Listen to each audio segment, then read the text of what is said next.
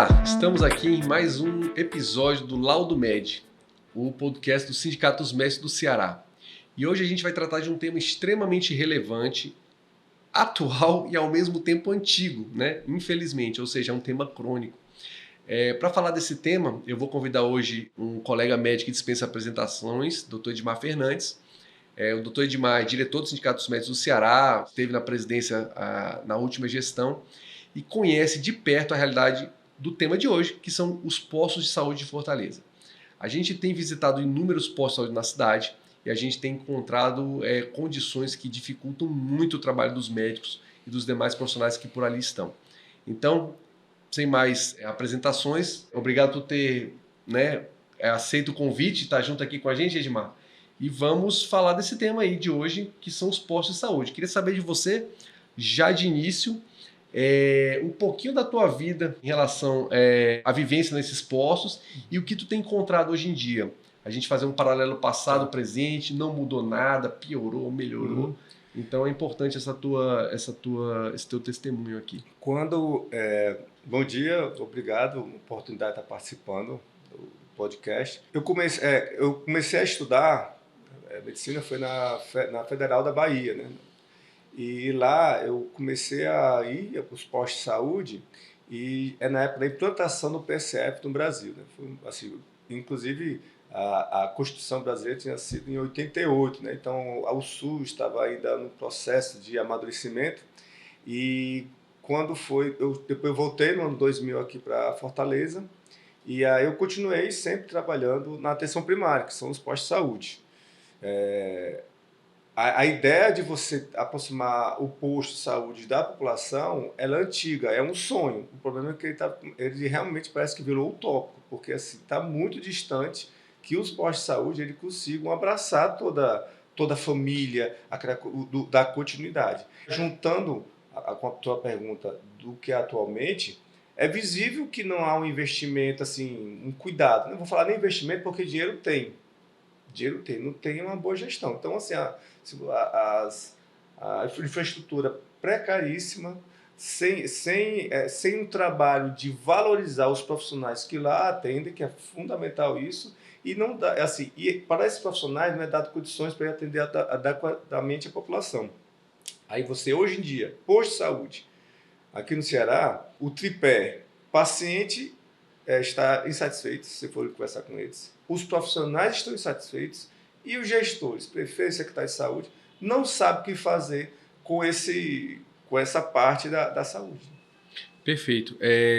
Eu também tenho visitado as unidades e é importante que a gente tenha na nossa audiência pessoas que conhecem os postos de saúde, ou seja, frequentam como usuários e profissionais, mas também tem quem não conhece, né? De repente você acessa a saúde por outra via, principalmente saúde suplementar, plano de saúde. Você falou que a estrutura está precária. Eu queria que você tentasse, digamos assim, pintar com as suas palavras o que uma pessoa que não conhece os postos de saúde ela encontraria quando ela entra num posto de saúde. Que tipo de precariedade é essa que a gente vai andando, vai entrando, nessas visitas que você tem feito, que são muitas, né?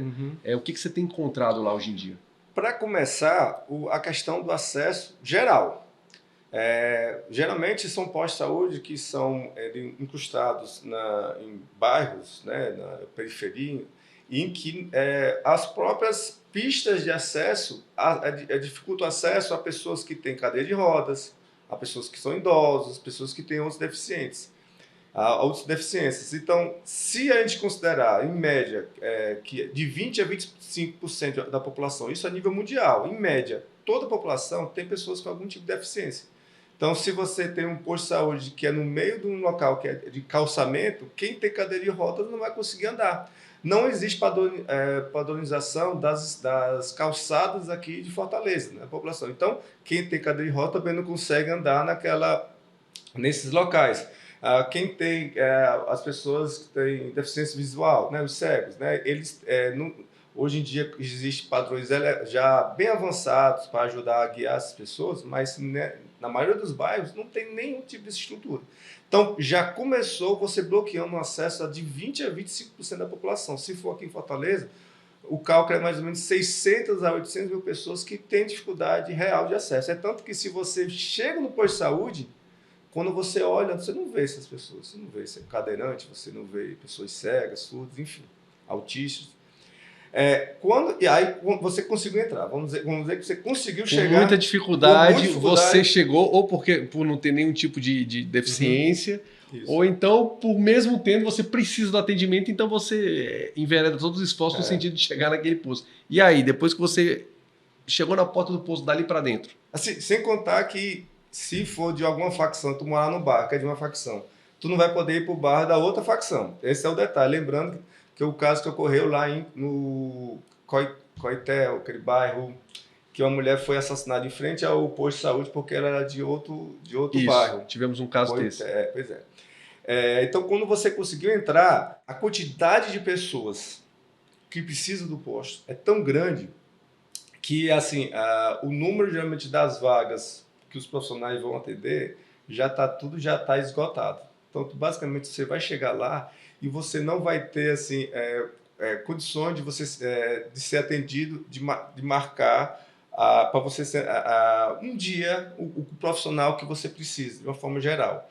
Algumas vezes você vai lá, somente o paciente fica chateado, aquelas reclamações. Então a pessoa vai e não consegue marcar uma consulta. Aí, para fazer essa consulta, ele tem que ir num dia específico, enfrentar uma fila, é assim que funciona. Geralmente. E se esgota rápido. Aquela situação em que você tem que ir no dia tal, chegar cedo, pegar a fila. Então, vamos falar desse assunto, porque aconteceu uma coisa que piorou. O posto de saúde, basicamente, ele acompanha doenças crônicas. Por exemplo, quem tem pressão alta, quem tem diabetes, a mulher que está fazendo pré-natal, uma criança até 1 ano de idade, quem tem tuberculose. Então, existem alguns tipos, os dentistas, né? Então, existem alguns tipos de situações que as pessoas precisam de um acompanhamento regular. Não basta ir no hospital. Geralmente a pessoa fica doente, está passando mal, vai no hospital e descobre que ela tem pressão alta. Vamos dizer que ela tenha 30 anos de idade, até 70, 80 anos de idade, que é mais ou menos a média de vida, 90% de anos, a pessoa vai precisar tomar medicamento, vai precisar controlar a pressão. Então, essa regularidade quem faz são os postos. Os postos não fazem emergência. Quem faz emergência é o hospital. Então, ela precisa da regularidade para receber medicamento, para fazer exames, para ser acompanhado pelos profissionais. Se já tem poucos profissionais para atender adequadamente essa população, aí Fortaleza implantou há alguns anos atrás a chamada demanda espontânea. Ele tirou essas consultas de pressão alta, por exemplo, essas regulares, que, por exemplo, uma pessoa que tem pressão alta, em média, ela precisa de 4 consultas anos, no mínimo.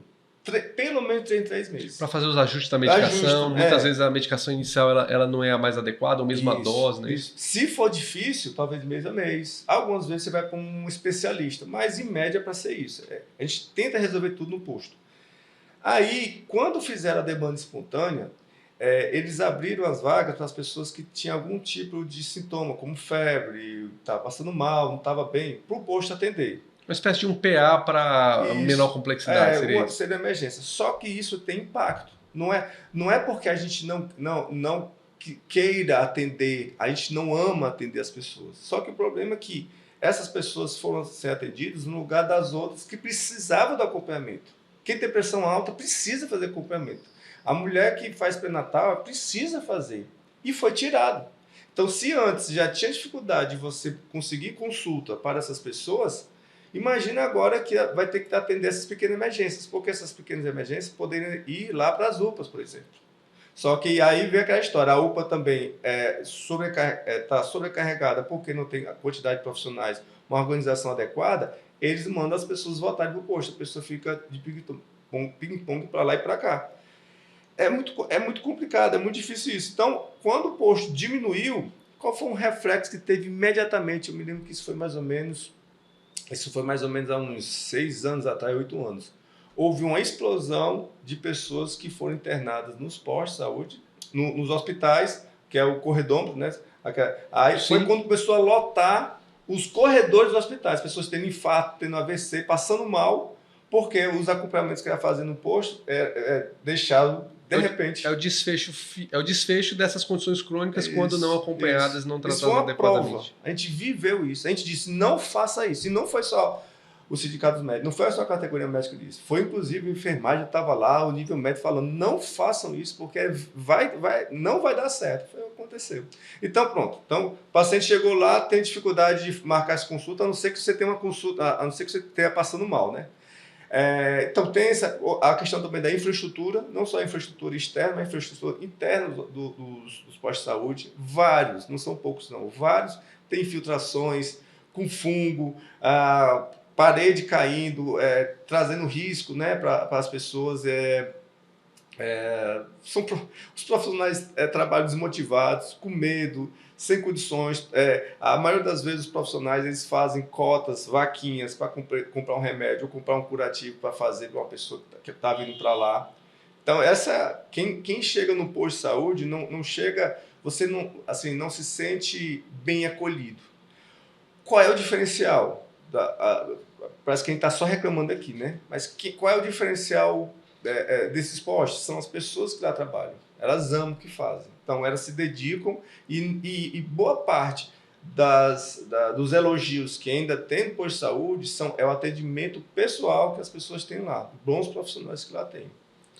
Isso a gente tem visto exatamente, é muito importante você falou, porque assim, os postos de saúde, eu trazendo alguns números aqui para o pessoal, um desafio até para a gestão, né? A questão do número de postos de saúde, são 116. E precisa ser assim, porque a gente está numa cidade grande, uma cidade, né, uma metrópole. Então são 116. E infelizmente, a gente tem visto exatamente esse quadro que você está relatando aqui para a gente. O Sindicato dos Médicos vem visitando constantemente essas unidades de saúde, né, conversando com os profissionais, principalmente os profissionais médicos, mas também de outras categorias. E a gente basta você entrar no posto e que você encontra essa situação. São paredes mofadas, são reboco caindo, são estruturas muito antigas, mas que não tem uma reforma ali, pelo menos um acompanhamento para aqueles pequenos reparos. E quando a gente vê cenas, aquelas cenas bem agudas de teto caindo, como aconteceu agora no momento que a gente grava esse podcast. Na semana anterior, um teto de um posto de saúde, o posto Vigílio Távora, lá no bairro Cristo Redentor, ele caiu parcialmente. Caiu no início da manhã, então não machucou ninguém, mas poderia ter acontecido uma tragédia naquele local. Então assim, a gente tem visto isso o tempo todo.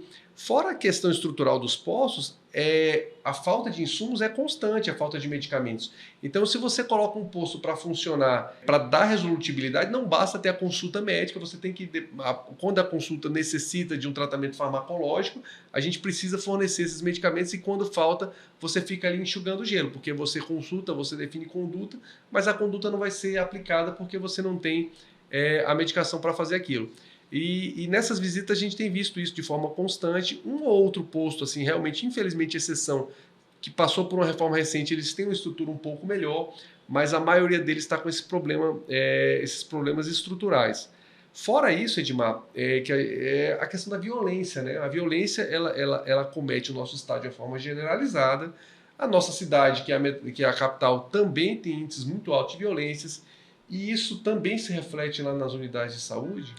Até porque a violência é um problema de saúde pública. As pessoas elas morrem por causa da violência, né? A gente luta contra a morte. As pessoas se não morrem, elas ficam sequeladas. Algumas ficam sem andar, algumas ficam semanas, meses sem poder trabalhar. Quem vai cuidar dessas pessoas é o sistema de saúde. E geralmente as pessoas ficam alguns dias internadas no hospital, a pessoa foi cometida de violência. Se ela sobreviver, ela vai passar alguns dias, semana, mês dentro do hospital, ela vai sair sequelada, precisando do acompanhamento do sistema de saúde. Então, o impacto ele é real no dia a dia, essa questão da violência. E aí, eu já puxo para um outro assunto, que continuando reclamando do posto, mas não só... Aqui já a crítica construtiva. Onde resolver? A gente não tá. A ideia aqui não é ficar reclamando, é trazer a solução. Um posto de saúde, Leonardo, por exemplo, um que tem o Dom Lustosa, que fica quase limite do Calcaia, em Bom Jardim, mais ou menos. Tem 25 mil pessoas, aproximadamente 25 mil pessoas cadastradas. Dessas 25 mil pessoas, 11 mil é da saúde mental. Ainda tem essa questão. são pessoas que precisam de um acompanhamento do medicamento com psicólogo, com psiquiatra, alguns tipos de transtornos mental, depressão, que é muito comum hoje em dia. Ansiedade, né? Ansiedade. Extremamente comum. E aí, como o sistema, que já é outro problema. A gente falou da UPA interferindo nos postos, agora os CAPs, ou os hospitais psiquiátricos, que não dão conta dessa população, eles têm que buscar uma ajuda lá no posto de saúde, que eles já não conseguem mais. Então, essa população completamente desassistida. E quando a pessoa surta, tem pessoas que surtam, depressão, né? Pessoa que tenta suicídio, pessoa que é viciada em drogas, né? O drogadicto, que ele ou porque não tem as drogas, ou porque está com uma overdose, e ele tá surtando, né? O que acontece com essas pessoas que não são devidamente acompanhadas? Ou elas se suicidam, ou elas se matam, ou ela mata os outros, ou ela está presa ou está amarrada em casa. Então, é essa realidade que é a realidade em volta do posto de saúde. Algumas vezes ele tem que dar atenção e que não consegue. Mais um tempero para você entender o que é o caldeirão do posto de saúde. Então, a violência tá próximo dessas pessoas, do dia a dia, e não tem profissionais capacitados. Então, e só para finalizar, então você vê que um posto que tem 25 mil pessoas cadastradas, com quatro equipes, ela tem mais pessoas do que Fortim, por exemplo, que é aproximadamente 15 mil, 17 mil pessoas, uma cidade. Então, um posto desse era para ter outros profissionais, como um nutricionista, mais fisioterapeuta, terapeuta ocupacional, para atender aquele cara que saiu da violência, né, que ele foi acometido, ele está em casa sequelado, ele poderia estar sendo atendido reabilitado para o trabalho, para atividades. O cara que tem pressão alta, diabetes, qual é das grandes causas que o cara não melhora da pressão alta, diabetes? É a alimentação dele, a dieta. O cara está comendo muito açúcar, muito sal, então ele não controla bem a pressão alta ou diabetes. Então, o nutricionista seria importante para acompanhar de perto, e não tem nos postos de saúde. Não basta ter só um médico, um enfermeiro. Você precisa ter uma equipe capacitada para acompanhar uma população desse tamanho. E é que eu falei o exemplo de um posto médio, né? Não é nem um grande posto. Perfeito. Nessa questão da violência, né, tem, ainda puxando para a criminalidade comum, a gente teve eventos que são os piores possíveis, como no Edmar Fujita, né? Houve um caso de um assassinato lá no posto de saúde. 6 baleados e 3 mortos. Olha aí.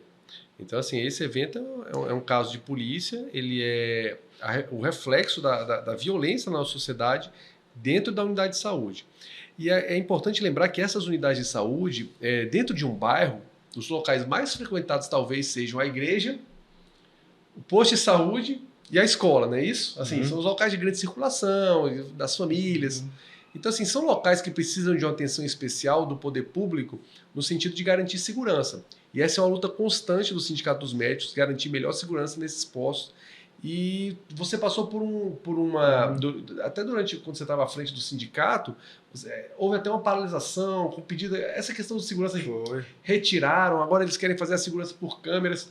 Essa segurança por câmeras tem sido feita há um tempo, os resultados não são bons, Zero. Não é isso? Os resultados não são bons. Qual é a nossa proposta para a segurança realmente nesse posto de saúde, para que a gente não tenha mais eventos como esse que aconteceu no Edmar Fujita? Em 2018 foi quando o prefeito, na época, ele tirou os seguranças que tinha nos postos.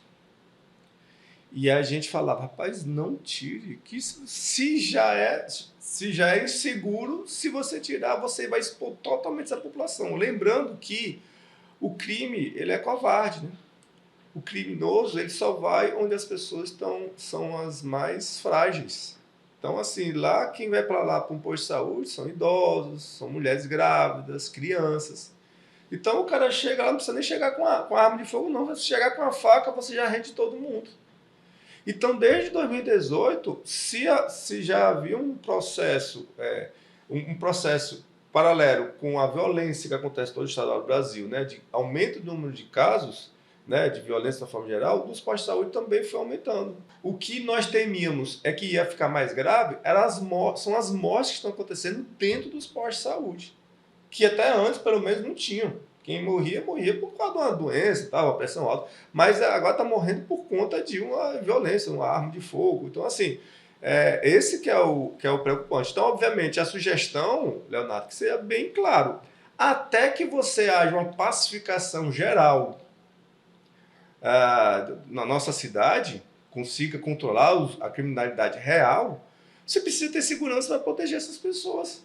É o que você tem nos outros hospitais. Tanto nos hospitais maiores, JF, já tem mais segurança, alguns flotinhos já tem mais segurança, mas nos postos de saúde são completamente desassistidos. Agora eu vou te falar uma coisa que esse que é o difícil. A maioria das vezes a facção chega para algumas pessoas desse do posto, ou mesmo da UPA, diz o seguinte: olha, peça para não ter segurança aqui, que a gente garante, ou garante a sua segurança, ou simplesmente porque não quer ver uma pessoa armada. Se você não pedir isso, você vai sofrer as consequências. Isso é a realidade, isso é o fato. E assim, eu estou te falando isso porque foi dito. Eu não acho, isso que eu não estou achando, não. Quando você vai lá, a pessoa chama você para o canto e diz assim: eu não posso pedir. Aí o prefeito vem e talvez, muito provavelmente, eles sejam coagidos também. Porque o crime hoje é um crime, ele tem entradas, inclusive, dentro da política. Ele chega e diz o seguinte: olha, eu vou botar videocâmeras para monitorar os postos. O que é vídeo? Pergunta à população. Eu já perguntei algumas vezes: o que é videocâmera? Uma câmera que fica olhando para o posto lá, o que está acontecendo dentro. O que ela vai inibir o criminoso? Ele bota a máscarazinha dele e entrou. Qual foi o crime que aconteceu em algum dos postos de saúde aqui de Fortaleza que essas câmeras ou preveniram ou solucionaram?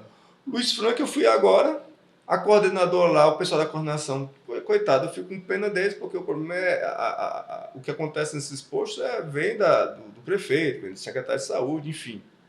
Aí você chega assim: vem cá, o que foi? Teve o assalto lá, que pegou dos funcionários, todo mundo ficou apavorado. Aí eu cheguei: vem cá, foi verdade que aconteceu, para não ser fake news, porque eu soube. Não, foi verdade. O que vocês estão fazendo? Não, nós vamos fazer uma reunião e vamos trazer psicólogos para que as pessoas estão muito tensas, né? Então a gente vai fazer isso, vamos dar um abraço para eles e tal. E as câmeras aqui estão sendo usadas para ajudar na solução do crime. Foi conseguido alguma coisa? Não, nada até agora. Então é isso a constância que tem. Quer dizer, a solução dele, não. Quando a pessoa sofreu violência, vamos dar um abraço, vamos levar o psicólogo e tal, em vez de você ajudar a prevenir o crime. Perfeito. Inclusive nesse assunto, que é um assunto, como eu falei, infelizmente recorrente, né? A gente está com a campanha atualmente, o Sindicato dos Médicos, né? Exatamente pelas queixas constantes dos colegas que atuam nessas unidades, inclusive mandando para a gente vídeos mostrando a estrutura precária, vídeos que mostram o acesso ruim dos postos, mostrando a falta de insumos, né? Então os colegas eles mandam isso para a gente. O Sindicato dos Médicos é uma grande ouvidoria da categoria médica e também da população nesse sentido. E fizemos uma campanha que teve uma repercussão a ponto de, nessa semana, o principal jornal da cidade, televisivo, ter veiculado uma matéria abrangente, né, sobre esse tema, né, mostrando exatamente a falta de estrutura e a falta de segurança nessas unidades de saúde. Então a gente tem mostrado isso ano a ano. Existe uma piora dessa questão da estrutura agora no começo do ano, porque entra na quadra chuvosa, né? Uhum. Porque você tem uma estrutura que não é reformada, aí quando vem a chuva é o caldo para o desastre, né? Infiltração. Aí o que acontece? Na época da chuva não dá para reformar, porque está chovendo, né? Aquela história. Só que quando passa a chuva, todo mundo esquece. A gente não esquece, né? Mas quem tem o poder de resolver essa questão, esquece e vai esperar outra quadra chuvosa para ver os problemas de novo. Quer dizer, são problemas completamente contornáveis e preveníveis. É só um pouquinho de planejamento e de boa intenção. O problema é que, assim, aí nós estamos falando de gestão, né? Assim, é porque, realmente, sem demagogia, a gente precisa de alguém que ame a nossa cidade. Isso é de forma geral. Amar em que sentido? Você tem o prazer de ver os postos de saúde de um padrão de qualidade, entendeu? Você não precisar fazer uma reforma só porque está chegando a eleição. Muitas vezes acontece isso. E uma prova é que se quiserem, tudo que eu estou falando aqui, Leonardo, eu queria deixar bem assim, deixar aberto, pelo menos em relação a mim. Quem de achar que eu estou mentindo ou tiver provas, pode depois vir, escrever, colocar o questionar, ou vir até aqui para um dia debater, porque o que eu estou trazendo é o que eu vivo, que eu vejo isso há anos. Por exemplo, o cara, quando vai fazer uma reforma, as últimas inaugurações de posto-saúde de Fortaleza, eles não compram material para aquele posto, eles correm, quem é da gestão, pega materiais mais bonitinhos dos outros postos, colocam nesse posto novo. Por exemplo, eu me lembro, um primeiro que eu soube foi do posto Siqueira. Isso. A velha maquiagem. A velha maquiagem. Aí ele pega, aí a imprensa vem, mas a maioria das vezes não está sabendo, enfim. Aí tira foto, vai lá, corta a faixa, não sei o quê, todo aquele material. Quando é no outro dia, o material é devolvido. E se não for devolvido, aquele posto que foi tirado sai penalizado. É assim que funciona. Por enquanto é assim que funciona. Infelizmente eu não posso, eu não vou dizer, eu vi algum lugar aqui em Fortaleza e alguns outros postos. Eu estou falando assim, a realidade dos postos de saúde de todos esses municípios do Ceará. É muito frequente isso. Eles não têm esse cuidado. Porque quando você tem sua casa, Leonardo, né? Você, poxa, está tendo infiltração, você corre para... A geladeira quebrou, você corre para consertar. Algumas vezes você faz uma reforma para deixar bonito. Você quer ter uma casa, a sua casa, você quer ter orgulho de seu amigo, seu visitante vir, ele se está sentindo bem. Então, a nossa cidade, eu sinto que nossos modelos de gestores, eles não amam, eles não têm aquele prazer. Eu vou entrar e vou mudar, eu vou ser a diferença na vida das pessoas, na vida da cidade, pelo menos. Né? Geralmente, eles só deixam para fazer as grandes reformas para mostrar que a cidade está em obra. Né? Quando é época de eleição do ano, aí fica a cidade toda cheia em obra, você mal com dificuldade de andar, porque é cheio de cone, fazendo mudança. Mas quando você está aqui no começo de uma gestão, a cidade parada, quebrada, as pistas, o acesso, você não tem esse cuidado. Então, enquanto não tiver amor, assim, aquele cuidado, infelizmente, eu acho que a gente não consegue sair disso. Né? Bom, gente, então eu acho que a gente passou pelos maiores problemas, né, da atenção primária e mostramos também que esses problemas desencadeiam numa pior assistência da atenção secundária, terciária e assim por diante, né? E a melhoria dessas situações certamente trariam até uma economia de custo, né, na saúde, claro. E desafogariam tanto os hospitais secundários quanto terciários. Edmar, eu queria agradecer demais a tua presença aqui, eu acho que foi esclarecedor. É um tema que tá aí bem falado ultimamente e, infelizmente, é um tema que vem sendo falado durante muitos anos sem uma solução definitiva. Obrigado pela presença. O Sindicato dos Médicos continua atuando nessas frentes todas. A gente recebe dos colegas médicos toda essa problemática, tanto em relação a problemas pessoais, individuais, quanto problemas coletivos dos médicos. E a gente tem atuado, cobrando de todos os gestores, dos responsáveis por cada uma das situações que se apresentam, uma solução para o problema. A gente inicia, obviamente, uma cobrança direta com esses responsáveis. Em seguida, se não for solucionado, a gente recorre também, inclusive, a vias judiciais para que esses problemas sejam contornados. É assim que atua o Sindicato dos Médicos, em favor da categoria médica e também em favor da sociedade para uma melhor saúde para todos. Até porque, Leonardo, quando o médico, ou qualquer outro profissional de saúde, obviamente, quando ele consegue exercer o seu trabalho, quem sai ganhando é a população. Se o médico estiver recebendo, tem muitos lugares os outros profissionais estão sem receber. Então o cara deixa de trabalhar no local, no município, aqui em Fortaleza mesmo, porque não está recebendo. Quem que vai sofrer? É a população, entendeu? Então, assim, quando você dá condições de atender, né?